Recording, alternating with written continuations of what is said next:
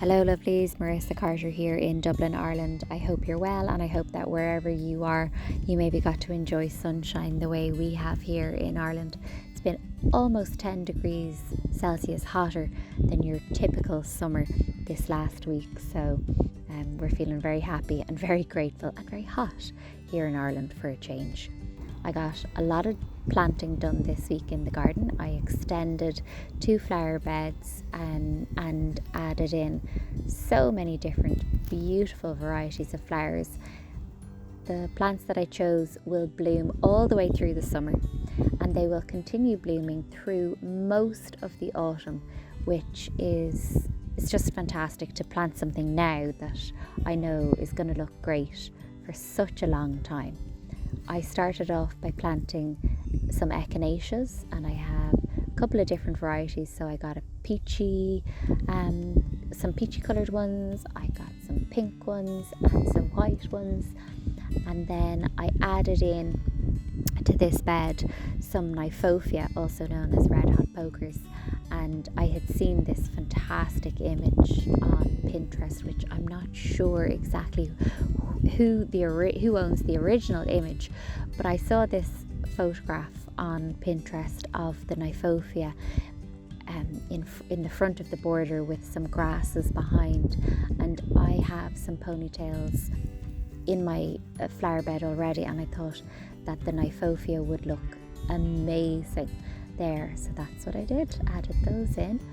And then I also planted some blue Delphiniums, and even though these won't bloom for as long as the Kniphofia, like the Kniphofia can keep going almost into November, but even though the Delphiniums won't bloom for that long, I still think the similarities in shape, like the spire shape, will contrast really well together with the saucer shape of the Echinacea plants.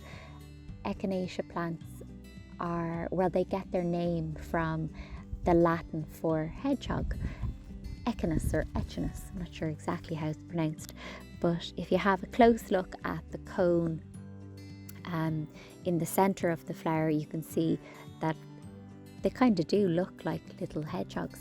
When the leaves fall off or the petals fall off the flower, you can leave the cone heads there all through the winter, and they actually they're quite pleasing to look at, even without their petals. So they'll be kind of ornamental with the grasses then in the background, so they should look great for a very, very long time.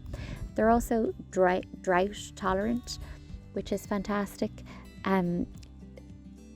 We do get quite a lot of rain in Ireland. I know I've said that a lot in my videos, but we do get quite a lot of rain. And so just make sure if you are planting Echinacea that you're planting them in a spot that doesn't get too waterlogged or the ground doesn't get too soggy over the winter. You'll know yourself, you'll know your own garden which spots end up kind of damp all year long. So just make sure in a spot that does, or in ground that does drain as well as possible. Then on the other side, the other flower bed that I worked on, I put in some Calla lilies, and what I thought would be great here is if I used a sort of similar colours in the Calla lilies as I used in the Echinacea, so that the colours would mirror each other on both sides of the border. So even though Calla lilies look very, very different to Echinacea, because I've chosen varieties that are very similar in colour, I'm hoping that they will look they do. They look really nice side by side, one border reflected in the colours of the other one.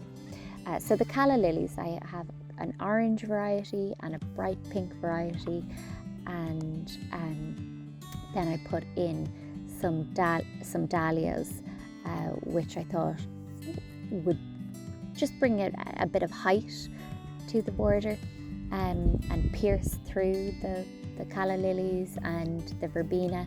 The Verbena is a dwarf or a mini variety of Verbena, and these have a kind of airy, romantic light feel, and I think they contrast really well with the boldness of the Calla lilies in that flower bed. That was it. You know, when I say it out loud, it doesn't sound like a lot, but it was quite a bit of work getting all of those holes dug and plants bedded in. I've mentioned this a couple of times as well before, but I always use a bark mulch after I've planted, because the bark will suppress weeds from coming through. It'll act as a bit of insulation for the roots of the plants over the winter and protect them from frost.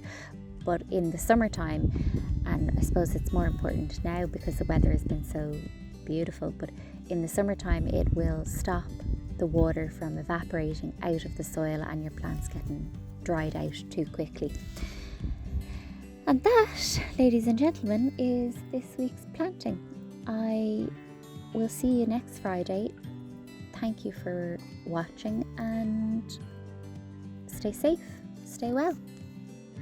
If you're watching this and you're living in Ireland, you should be able to pick up all of the flowers I planted in your local woodies. That's where I got mine.